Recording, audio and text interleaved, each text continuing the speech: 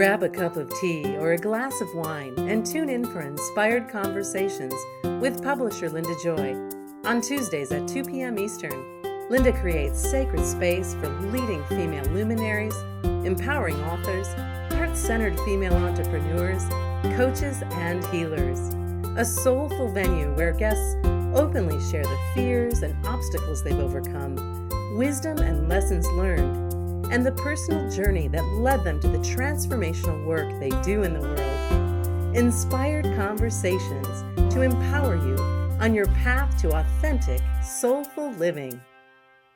Welcome to Inspired Conversations. I'm your host, Mindset Elevation Coach Linda Joy, publisher of the beloved Aspire magazine. Can you believe Aspire is going to be turning 20 years old in February? And for 20 years, we have been given a free subscription to women around the world. It's part of my love project to the world. It's a magazine filled with feminine wisdom from leading visionaries, teachers, and guides who are here to help you elevate every area of your life. If you don't have your free subscription, go to subscribe to aspire.com. Well, I got to tell you, my friends, I think we'll all agree that we all face mountains in life. I know I have, whether it's grief, self-doubt, financial hardship, divorce, you name it. How we contend with those mountains, those challenges, is what makes the difference. Resilience, purpose, and personal empowerment aren't reserved for the lucky few. We all have that power within to overcome these challenges. And we have to take the first step. So today I am so excited. I'm holding her book in my hand to have Dianette Wells, an elite mountaineer, adventure racer, and author who embodies the power of passion-driven resilience.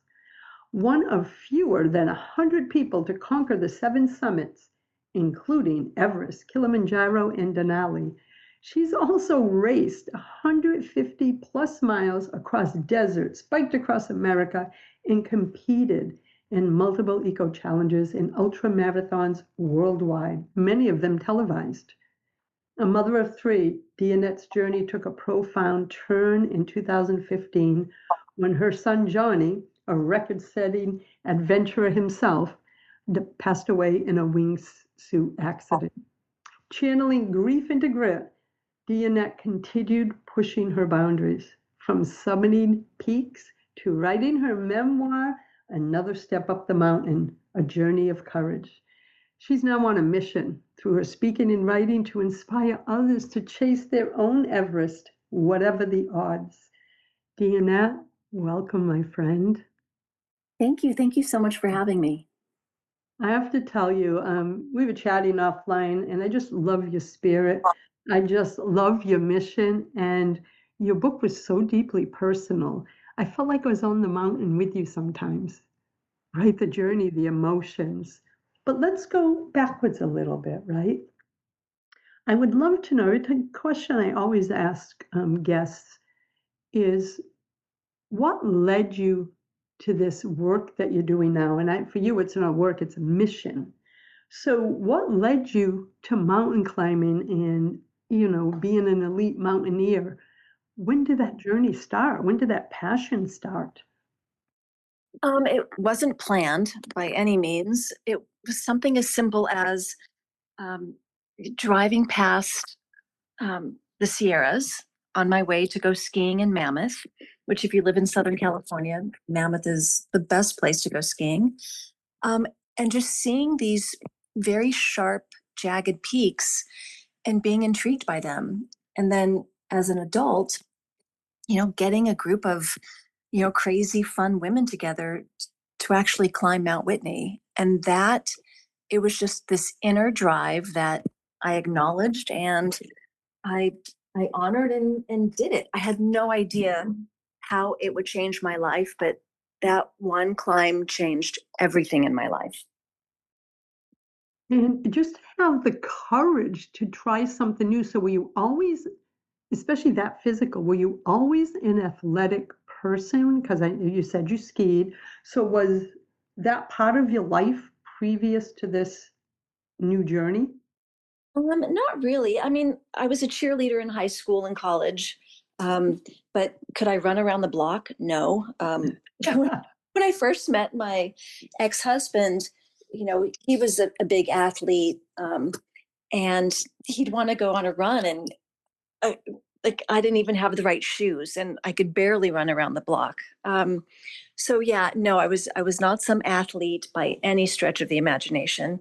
After having kids, I joined a gym, and for reasons that weren't healthy, I wanted to be thin and be that perfect thin Malibu housewife. But no, I was not an athlete at all. And um, but when you love something and you realize, oh, this is what I want to do, then you start doing whatever's necessary, you know, to make that happen. So because it was, mountaineering at the time or hiking and climbing, I just hiked all the time. Yeah, and I love that. It's like you followed your passion and then look at the life that unfolded with it, right? And I tell my clients, follow your joy. Be- It's crazy how you follow that one thing that makes you happy, and the universe steps up. And I look back of how that one climb with a group of friends changed my entire life. Yeah, and I believe that too. I believe we're always being divinely led, led by spirit, universe, whatever word you all may use. You're used to these conversations when you listen to my show. But the divine is always saying, "Oh, I have this vision for you, but I need you to take the next courageous step, and I'll reveal the next step." And that's what sounds like it happened. You followed that joy and passion to gather those friends together to go on that first one, and look what unfolded since. But it also takes courage, doesn't it? You have to step through fears and the self-doubt. Did you experience that also?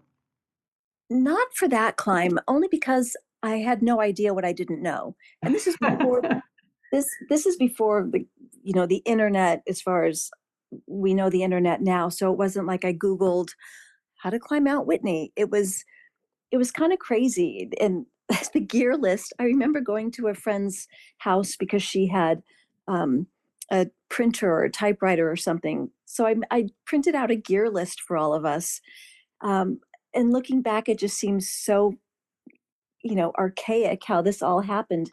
And I'm sure we had way too much stuff in our backpacks and did everything wrong. But it was an adventure. And, I laughed like crazy. I saw my amazing friends, go out of their comfort zones as well. And it, just this one little thing of let's go have fun really changed everything. And I think, sometimes we don't know what we're supposed to be doing. So like you said, just what is that one little thing that makes you happy? And now go do more of it. Yeah, I truly believe that, especially as aging, it's like follow the joy. Life gives you enough of the other stuff. We have to stay aligned with that. So Absolutely. I love that you've now, with all the life experiences you've had and the loss, that you're on a mission, through appearances like this and writing your book to inspire others to chase their own Everest. And when I read that, I was like, how many of us have dreams? Or maybe we are facing an obstacle. And we have this self talk that says, who am I to want to climb Everest? Who am I to want to run my first 5K? Whatever it may be, whatever their Everest is. What is something that you would share with someone who is kind of stopping themselves from going after their Everest? So whenever that, why me? Why should I? Why not you? Who says? Wherever that negative voice is coming from, whether it's from your friends, your partner, um, you know, who are they to tell you what your dreams are?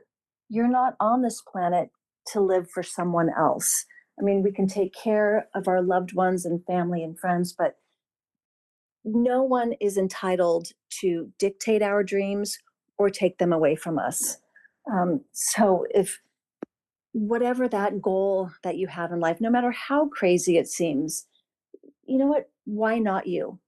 And what does it hurt to at least try it? you can always go back to however your life is now, or, something else. But if you don't try, you'll never know. And even if you fail, what's failure? Failure is just learning that, oh, maybe this isn't for us. Let me try something else. So, yeah, you got to take those negative voices and, I envision it like rocks in a backpack. Take those rocks and dump it. And every time you have that negative voice or thought in your head, just laugh at it and go do what it is that you feel inspired to do. I love that. And I think for all of us, it's quelling. I used to call mine the negative Nelly. I'm like, okay, Nelly, get in the back seat. You're not That's going what I call ahead. mine. Not being a You negative. do? Yeah, I love that word. Yeah, I do. I've always called her that. And then I apologize to all the Nellies in my audience who are listening. It's not Yes. personal. It's just something that came up. And I now envision that when she comes up, it's just the little girl in me that always heard that kind of stuff. And she's not doing it to hold me back. She's doing it because she's part of me. So I always recognize her and say, it's all right, you're safe. But I'm going to drive now. You can get in the back seat because my negative Nelly used to like to, control the path I was taking. So at least she's heard. I love to say, listen to her, love her, nurture her, and then have her get in the back seat. We're going to take our first break, and we'll be back in a moment with Dianette Wells. You can learn more at dianettewells.com. While you're there, I want to invite you to grab a copy of Another Step Up the Mountain, A Journey of Courage, her new book, and I got to tell you, it will pull you right in, my friends. We'll be back in a moment. Beautiful soul, are you craving a soul-nurturing community of women interested in personal and spiritual development? You're not alone. When you step onto the virtual campus of Inspired Living University, a sacred community and curriculum for women on the path of self-discovery, you become a soulful part of our high-vibe family of women, where you can grow, learn, and be reminded of your truth and power. Along with 2 mindset elevation circles each month with founder Linda Joy, you receive on-demand access to a sacred curriculum that includes a library of personal and spiritual development classes led by leading luminaries on topics that support you in living your most magical and intentional life. These high-value master classes are just the beginning of your transformational journey. Step into the circle today at inspiredlivinguniversity.com/sacred-invite. Welcome back. You're listening to Inspired Conversations. I'm your host, Linda Joy, and with me today is elite mountaineer, adventure racer, and author of Another Step Up the Mountain, Dianette Wells. And we're going to continue our conversation about how to face life's toughest emotional mountains with the heart of a climber. So, Dianette, I know you've gone through something that, as many of us moms know, is something that you can't even put words to, and that's losing a child. And I bring it up today because it's an important part of your message. It's an important part of your healing. It's an important part of your book. And so just bring us to that point about your child and what that catalyst has happened since then, because I think that's really enhanced your mission in life. So I'll let you lead that conversation wherever you would like it to go. Well, we just had the 10-year anniversary of his passing. And normally it would have been you know, sit on the couch, drink Chardonnay, and watch Netflix all day. And I chose instead to go climb a mountain that he loved climbing and that I've always loved climbing, and to kind of honor him in a different way. And if you had told me when he first passed that you would make it to the 10-year mark, I didn't think that was possible. I couldn't imagine living, 1 minute versus 10 years without him. But yeah, it's you lose a child, it's not something you ever get over, or get through or get past. It just becomes something you live with. Like if you had your arm chopped off, it's not something you get over, but it's something you learn to live with. Um, and yeah, so I try to live a life where when I do see him again, and I fully believe I will, um, that I just want him to say, good job, mom, way to keep living. And, because life here on this planet is meant for the living. And when we lose people, we think, sometimes, what am I here for? What is the point? But, maybe that's trying to find your purpose and why we're still here and why can't we be with them. But, the bottom line is it's just not our time. And while we're here, we need to enjoy life. We need to experience joy and love and happiness. And, those aren't things you think that you'll ever have again um, when this happens. But, you have to fight for it and you have to stay in the game. Yeah, I had a friend tell me years ago that lost a child, probably 20 years ago. And she said to me, for every time I thought I couldn't make it through another day, I reminded myself that I'm not here.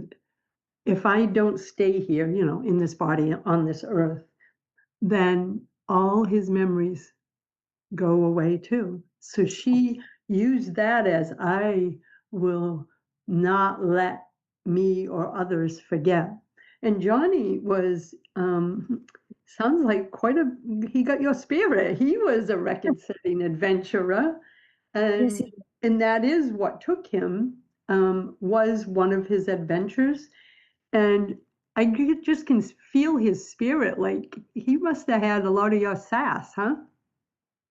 Um, of all the family, I would say we were the most similar. His zest for life and his fearlessness was absolutely unmatched. And um, yeah, if you go on YouTube and put in Johnny Strange, um, his videos are, you know, thrilling to watch and amazing. And there is a documentary about him called American Daredevil that's on Peacock. And it's also called on Tubi, it's called Born to Fly Johnny Strange, which I highly recommend watching his movie. Um, yeah, he was an amazingly gifted athlete from a young age and was always pushing the limits. And yeah, he climbed the seven summits by the time he was 17. He had big wave surf in Nazare. There was nothing this kid couldn't do. And, he lived an amazing, amazing life. Wow, he really did. Look at the legacy he left behind. That the fact that people can go see and feel his spirit, his love of nature, it sounds too. His legacy is continuing, Yeah, right? I am grateful for all the videos he made because I can just go and see him and hear his voice. And Laugh with him and be a part of his experience, right? It's like being back with him in the only way you can at this moment in time, because like you, I believe you will be reconnected again. yeah. So let's talk about how extreme challenges, like the loss of a child, or maybe for someone else it's a divorce or loss of a job, how extreme challenges can teach us who we really are. So could you speak about that for a moment? Sure. I think sometimes the universe, you know, maybe we're supposed to be on a different path, but we're never going to leave the safety of that 9 to 5 job because that's what we're in, that's what we're stuck with in that lane. And sometimes maybe it's the universe who says, oh, let's take this away from this person and get them to be on their highest path and what is best for them.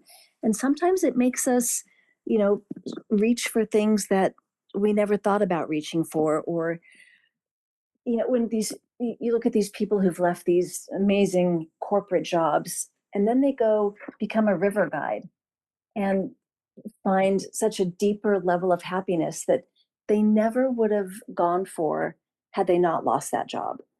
And so sometimes, you know, when something bad is happening, I try now to go, okay, why is this happening? Not just, being upset that it's happening, but looking at what is the reason, why is this happening for me, and what can I do with it? And what new opportunities is this bringing to me? And it can help take the hurt and the pain and the uncertainty of something happening, and it's just reframing it. And you know it can be really scary, but sometimes these things happen for an unknown great reason, and we just have to kind of go with it. Oh, I've been there, my friend, so I get that. And I don't know about you, but I can look back at all those moments in my life that I didn't think I would even live through or emotionally get through, like my darkest days. And I can look back now from where I am and go, oh, I see why that happened. Because now I can see how it ties into who I am now or the path that unfolded for me. And I can see that even in my darkest times, I was being honed, prepared, some shedding had to take place so that I could live my truest light and not the limiting story I was living. So when I look back, I can see all my different, I guess you could say, I don't like calling them negative experiences. The experiences that challenged me most, we'll say, I really got my um, hmm, biggest sense of self through those experiences. I wouldn't be who I was today if I didn't have them. So I kind of look at them in a different way now. But when you're in the midst of them, especially with your experience, you think you're never going to come out the other side. And this show, my magazine, all my other media brands are all about believing in possibility, even when you can't see the light ahead. And I bet climbing, and all the mountaineering you've done, there must have been many times on a mountain or on one of your other adventures that you couldn't see the path ahead because of weather or whatever it may be. So isn't that like a story about life too? Yeah, I mean, with any adventure, which I think is why I love adventure so much, is we don't know what's going to happen next. I mean, any start line, you could trip and break your leg and your race is over. So for me, all of these adventures is, the big part of it is just showing up. And then, like life, seeing what happens next. You do everything to prepare and to give it your best shot, but ultimately we don't know what's going to happen next. And that's why you do your best to show up as fit and as prepared as you can. And the rest isn't necessarily always up to us, but it's part of enjoying the journey. I mean, every day of life is part of the journey. We have goals that we aim for, and we hope those goals happen, but it's also what is the journey to getting there, and enjoying it, good or bad. That's when bad things happen and we're trying to figure out why. I mean, maybe we don't know for years, and I still, I mean, for me, there will never be a positive reason that I lost my son. Exactly. I'll never understand the reason. I don't even care what the reason is. There is nothing positive to it. But I can take this very bad experience and try to make some positive things come from it. But there are just some things that will never be explained, or that will be acceptable. But I can still make something positive from it. I can help others. I can try to inspire others. Um, but yeah, some things will just never have an explanation. Yeah, and you have to find a place of peace with that, right? Of never not Yeah. knowing why. I think for so many of us, we will continue to question things and it takes away our peace. Sometimes we're not meant to know the reason why. I've had to come to peace in a couple circumstances in my life, and say, okay, we can't change it. Why am I going to give my life force energy to it? But let's see what I can do with this life force energy. And look what you've been doing. Not only are you inspiring others through your story, but also through Johnny's story, right? Because he is part of your story. And keeping his legacy and his spirit and life alive, that you turned into something beautiful and positive. So I can see this ripple effect of the two of you changing the world right now. So we're going to take our next break, Dianette, and we'll be back in a moment, my friends. And we come back, we're going to dive deeper into this conversation with this beautiful soul. And I invite you to visit dianettewells.com. As always, all links are in the show notes on whatever platform you're watching, so the link will be down there. And grab a copy of her book, Another Step Up the Mountain. We'll be back in a moment, my friends. There is a softer way to live. In a world that moves fast and asks us to do the same, it takes courage to slow down, to pause, to breathe, to remember your natural rhythm. Jessica Bain Robert is a professor of mindfulness at Clark University and the founder of the Barred Owl Retreat in central Massachusetts. With over 20 years of experience, she has honed her gifts to become a transformational mindfulness coach, sound healer, forest bathing guide, NLP coach, writer, and speaker. Through online offerings and in-person sound baths, workshops, and retreats, she supports women in navigating transition, reconnecting with their inner wisdom, and creating lives fueled by clarity, purpose, and peace. Download your Mindful Awakening, guided visualizations, and journal prompts for daily peace and clarity gift set at bardowlretreat.com and learn more about Jessica's soulful offerings. So, Diana, you talk a lot about resilience. How has you see it as a skill? But did you always see that? Is it something we can all build within ourselves? I mean, I think we all have it in us. I mean, I know we do, or half of us wouldn't live as long as we do. I I had a very unpleasant childhood, and there was something in me that mentally fought back, and I would always tell myself, just make it till you're 18, just make it till you're 18, you can get out of this. And, the minute I was 18, I was still in high school. I moved out of my house, and, I just felt that nothing will hold me back from this point forward. And so even as a kid, I had resilience, as, a lot of kids do.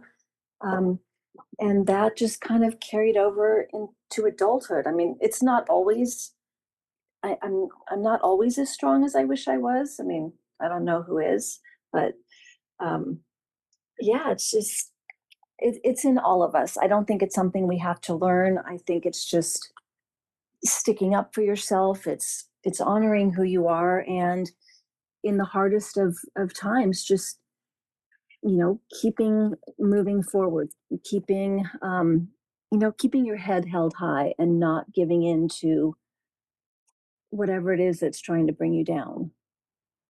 Yeah, I think that's important. And I remember reading in your book, you have two beautiful girls, correct? I do. Yeah, and they must have played an important part in your healing and desire to stay here when you were in your deepest pain at losing Johnny. Because sometimes we become so, I've lost loved ones, never a child, so I can't even imagine. But that feeling of not wanting to be here anymore, but then looking at the girls going, but I need to stay. It's like that inner tug of war, isn't it? It is. And, you know, if if I were to give up, what does that tell my girls? That they didn't matter, that the only one who mattered was their brother? Um, and I think it helps that I know that I will see him again, and I will have my time with him again. But in the meantime, I have two beautiful living children who matter just as much to me as Johnny did. And, I would never call it quits on them, because they matter too. Yeah, it's a beautiful way of looking at it and so insightful. So, how would you say that we can rewrite our story? Because as a mindset elevation coach, one of the things that I see a lot is we carry around this inner script that we let run our lives, right? And we think it's our truth. And how did you rewrite your story? How do you suggest or guide others to rewrite that inner narrative that is keeping them from living their dreams, from climbing Everest, their Everest? Um, every day that you wake up is a new day to write a new script. Um, what was that line in Gone with the Wind where, one of the final scenes where she says, "Oh, tomorrow's another day," or something like that. But I saw that when I was a kid, and I think about that so much that, yeah, whatever happened yesterday, that's in the past. What can I do today to make today good and tomorrow better? And, again, that negative Nelly voice, just turn her into, I don't know, positive Penny or something. But, you know, stay with the positive, even when you're in your lowest and everything feels negative. Just, you know, tell Nelly to, yeah, not only get in the back seat, but get out of the car entirely. Um, really, every day is a new day, and you just got to go for it. I love that because it's exactly that. Is if we give up, we'll never know what we could have done, whether it's a job, a relationship, whatever it is that our deepest dreams are. I believe it's right there. And what I've discovered in my own life is every time I was about to quit, I can see now that if I had what I wanted was right on the other side of that quitting, everything came because I pushed through, which is resilience, right? And like you, I had the childhood from hell, so I can relate, my friend. So one of the things too is I'm really curious because when you're up on that mountain and you got the elements, you have everything, including Negative Nelly, with you. How the heck did you create such mental and emotional fortitude? Because that is some of the things you're doing is some of the most challenging experiences the human body and human psyche can do. Was that something you just learned and kept honing as these experiences happened? Or do you think you had that innate essence within you always? Well, I don't allow negative Nelly on a mountain with me or in a race or any athletic thing I'm doing. There's just no room for her.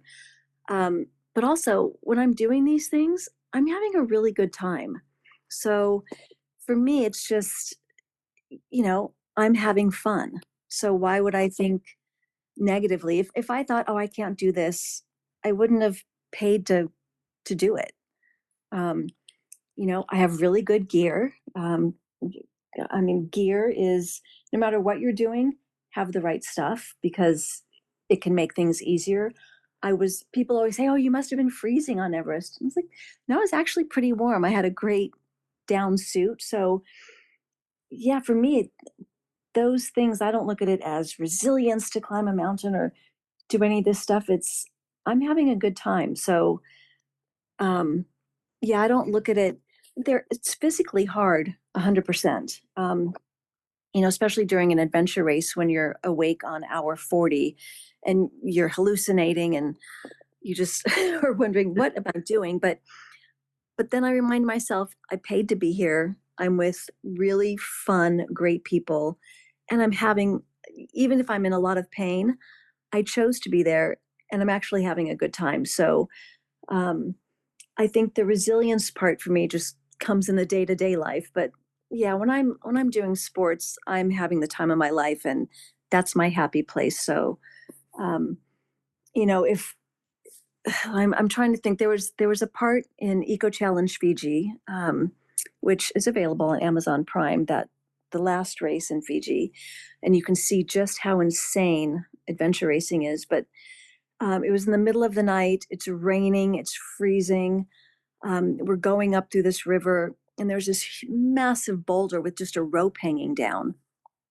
And I'm looking at this thing. My teammates are spread out along this river. I have two guys in front of me, one guy behind me. So I'm not within earshot of any of my teammates. And I thought, how am I going to get up that rope? And for a second, I just thought, is this where I quit? How do I do this? And somehow I just went up to that rope and just started pulling myself up it. I can't just describe how or why I was able to do that, but instead of just quitting, you just try. You can quit at any time, but why not keep trying and go as long and as far and as hard as you can? Oh my God. Yeah, exactly. Put it this way, I would rather something you said at the beginning of the show about failure, right? To me, I thought I had a fear of failure. I actually had a fear of success in my younger years, right? I've been an entrepreneur for 34 years now. Um, for me, failure is feedback, right? So when I switched that, I realize I can't really fail at anything. I feel I fail if I don't try. Does that make sense? Like, I 100%. can't fail at the doing because at least I showed up and tried. And all that the experience will teach me is, okay, maybe how you did it this time didn't work because that's the feedback, right? From the Yeah. experience. So what could you do different? Where I feel in my younger years, I would have the experience, it wouldn't go the way I want. I would look at it as a failure and go, oh, that's not meant for me. And I would shut down all possibility. Does that speak to you too? Um, a little bit, like, so during, I don't know if it was COVID or what was going on, but I was feeling stagnant. And so I signed up for and I kid you not, a knitting course because I thought, oh, that would be something good to keep my hands busy. And I was awful at it. And then the teacher said, well, let's do a private one-on-one to see if we can, you know, get you better at this. And maybe 10 minutes in, she just said, I don't think this is in your wheelhouse.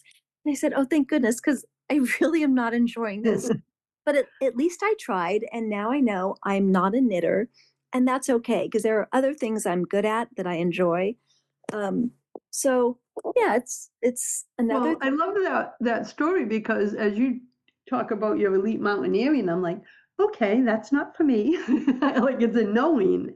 That's why I like so admire you because of um I don't want to say how much you push yourself because I can feel the joy in what you do. Like I can feel this is a true passion for you. To others, it may be like, how is she doing this? Right? What is she crazy? But I can feel the joy and passion I of mean, it's it's so true, and I can see it in my face when you have to pose for pictures and they're telling you, "Oh, smile," and I'm so bad at that. I'm not good at the smile on command. But then I look at pictures of myself when I'm outside, especially, climbing or riding my bike or something, and the smile on my face is so big. And it's like, "Oh, there it is." It's because I am feeling such joy. And even when I did Whitney on October 1st, that was the 17th time that I've climbed that mountain. It was my 15th summit. And, I'm 59 years old and I was having the time of my life. And I didn't say, oh, well, you're older now. Maybe you shouldn't be doing these things. It was, you know, one of the other women on this climb and we're going to go back again next year and see how fast we can do it and how we can do it better. So I never try to stop learning. I never try to stop improving on the things I love and forget the age thing. I mean, I don't even allow that to enter into my thinking. It's as long as I'm having fun, I'm going to keep doing these things. That's a message for all of us, my friend. We're going to take our final break, Dianette, and we'll be back for our last segment. And everyone, please, I want you to grab a copy of Another Step Up the Mountain. The foreword was written by Mark Burnett. Many of you know him as the Emmy awarding television producer and the former chairman of MGM. And you got to get this book, my friends. Go to DianetteWells.com. We'll be back in a moment. Did you know that creativity is a spiritual practice and midlife is a renaissance and are an opportunity to weave wholeness, wonder, and wild wisdom into everyday life? Dr. Minette Riordan is a soul story guide, expressive arts facilitator, and the founder of the Sisterhood of Wisdom and Wonder. A lifelong creative and spiritual seeker, she helps midlife women reclaim their voice, purpose, and passion through storytelling, myth, and sacred self-expression. Minette is the creator of the Midlife Archetype Quiz and the transformational mythical makeover experiences. Blending deep psychology, expressive arts, and soulful play, she brings warmth, wisdom, and structure to the wild inner work of midlife transformation. Through retreats, courses, and her vibrant community, she invites women to remember who they are, one brushstroke, one story, one threshold at a time. Learn more at MinetteRiordan.com. Welcome back. You're listening to Inspired Conversations. I am with Dianette Wells, elite mountaineer, adventure racer, and author who embodies the power of passion-driven resilience. One of the things I love to ask authors who join me, Dianette, is what is one thing that you hope women take away when they read your book? That anything is possible. I No love matter what it is, no matter how crazy it sounds, that literally anything and everything is possible. And, certain situations where we feel that there's no way out, there are probably 10 ways out. And you just got to go with one. And, just anything in life that you want, just go for it. Beautiful message, my friend. And for me, I think when someone reads the intimacy of your story, because it was so well written, like I said earlier, I really felt like in some of the experiences, I was with you on the mountain. I could feel the emotions as you talked about your daughters, all of it. Um, I think it's also, and I haven't even got through the whole thing yet. It reminds us that, listen, life is full of ups and downs, right? Things that we can't explain away. But it doesn't have to take our joy. It doesn't have to take our inner peace. What would you say to that? Like, because hearing you now, speaking to you now, you you still have joy. You still, maybe you didn't for a while. I don't want to speak for you, but do you feel like you can experience life fully, even in the midst of the loss of your son? Wow, I have not been asked that before. That is an incredible question. Um, so in all honesty, I will say that um, the sparkle definitely was taken off the world for me. Um, and it's kind of a, you know, it's kind of a flat sparkle at this point. And I will never forget the first time I was like felt just pure joy after he died, and then the immediate guilt I felt. Um, Yeah. I was in a restaurant in Tulum. My oldest daughter got me to go down there for Thanksgiving just so we would, do something different. She had a bunch of friends with her who, thank God, she has very funny, kind, beautiful friends. And we were in a restaurant, and the entire restaurant, the waiters were doing kind of a conga line and swinging their napkins. The entire restaurant was celebrating. And I just remember feeling like so happy and so like, wow, this is amazing. And then overcome with such guilt of how dare I be having a good time right now when, like Johnny's not here and oh my, and then I was so conflicted of, wait a second, I'm, so my first Thanksgiving without my son, I'm like, how can I be having joy right now? Um, so yeah, it was hard at first. I experience the most joy now when I'm outside, whether it's, paddling with this dragon boat team I'm on, um, which, thank God for my dragon boat team. Great, fun, amazing people um, who kick my ass 3 times a week.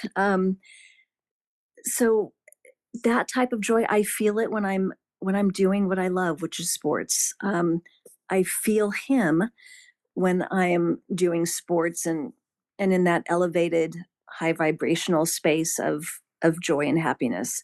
So yeah, it's a hard thing to live with.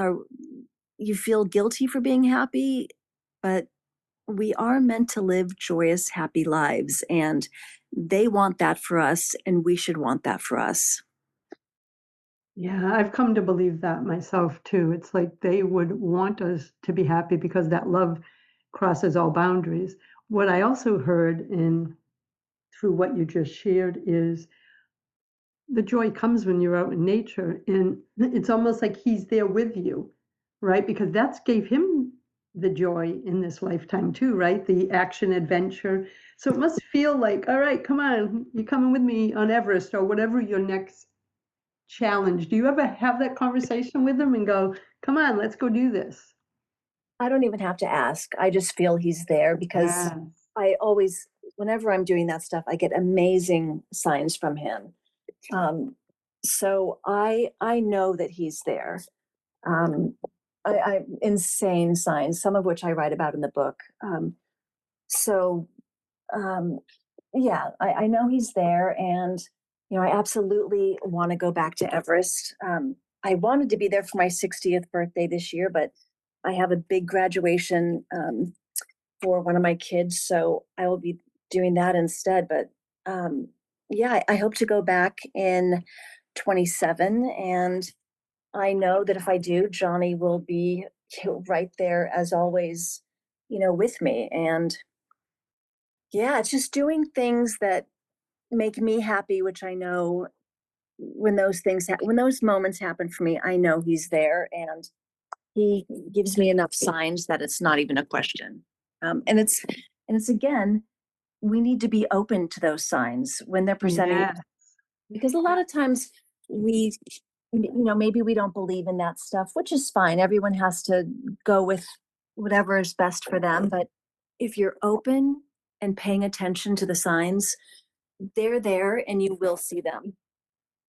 Oh my God, most definitely. My last book that I published was called Divine Synchronicities. And it was had a bunch of women's stories. I live my life watching for signs from the other side, from those I love that I've lost. But also, I believe that whatever your source of love is, divine, universe, God, whatever it may be, is always trying to get us out of our head and say, "Are you present right now? Because I'm dropping this sign in front of you, trying to get you to steer to the right." And I have fun looking for them. The family picks on me. I'm like, 111, 11, 11. Numbers are big for me, feathers, coins. Yep.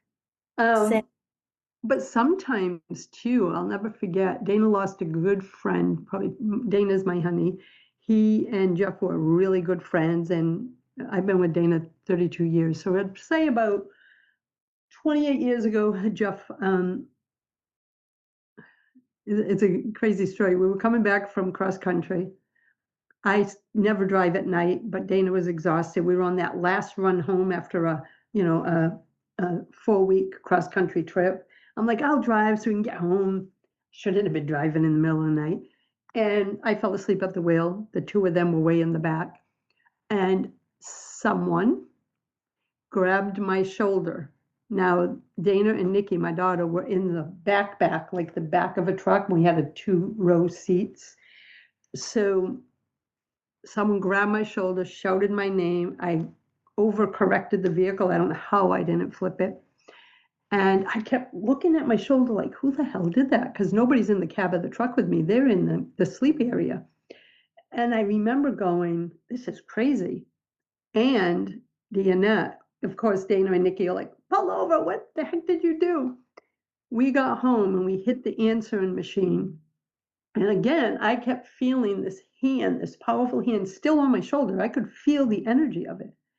11 hours later, and we hit the answer machine, and it said Jeff died unexpectedly last night. And that was before I almost went off the road. Now, here's the story. He was a blacksmith. He used to love taking his big, giant hands. His thumbs were the size of 2 of my fingers. He used to love putting it on my face because he could cover my whole face. That handprint, I knew without a doubt was Jeff saving us. To this day, I know it, and even Dana knew it. So I believe this sign's all around us, my friend. I believe Johnny's with you all the time, as well as with you girls. And I am so grateful for this conversation, for that you took your story and turned it into a book. Your story needs to be heard. Your story of resilience, grief, everything you've gone through. You give us hope. You're going to empower and inspire people to believe in possibility even when life brings us to our knees. So thank you for having the courage to write the book and share your story. It's truly inspiring, Dianette. Thank you so much. I appreciate that. And I want to invite everyone, please visit Dianette at dianettewells.com. Again, the links are in the show notes. Grab a copy of Another Step Up the Mountain, A Journey of Courage. I got to tell you, my friends, it will inspire you to believe in possibility. Until next time, my friends, choose love, choose joy, choose happiness. Thanks for listening to Inspired Conversations with publisher Linda Joy. Join our sacred space every Tuesday at 2 p.m. Eastern and meet leading female visionaries, empowering authors, heart-centered female entrepreneurs, coaches, and healers. Inspired Conversations with Linda Joy is a soulful venue where guests share the obstacles they've overcome, along with wisdom and lessons learned on their personal journey that led them to the transformational work they do in the world. Inspired Conversations to empower you on your path to authentic and soulful living.